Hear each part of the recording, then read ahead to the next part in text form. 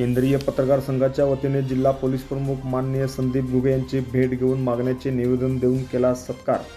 सांगली जिल्ह्याचे नूतन जिल्हा पोलीस प्रमुख श्री संदीप घुगे यांचे केंद्रीय पत्रकार संघाच्या वतीने विविध मागण्यासाठी भेट घेण्यात आली।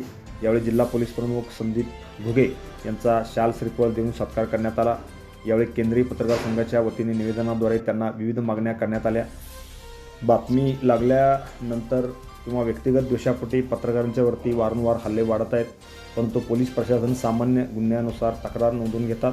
पत्रकार हा लोकशाहीचा चौथा स्तंभ मानला जातो। लोकशाही जिवंत ठेवायची असेल तर पत्रकारांच्यावरती संरक्षण हे अतिशय महत्त्वाचे आहे। त्यामुळे पत्रकारांच्यावरती हल्ले झाले तर हल्ला करणाऱ्यांच्यावरती केवळ पत्रकार संरक्षण हक्क कायद्याअंतर्गतच गुन्हे दाखल करावेत। यासह विविध मागण्यांचे निवेदन त्यांना यावेळी देण्यात आले। यावेळी बोलताना जिल्हा पोलीस प्रमुख श्री संदीप घुगे म्हणाले, निवेदनानुसार नक्कीच यावरती योग्य ती कारवाई करण्यात येईल। पत्रकारांच्या सुरक्षेसाठी आम्ही काम करू, असे पुढे ते म्हणाले।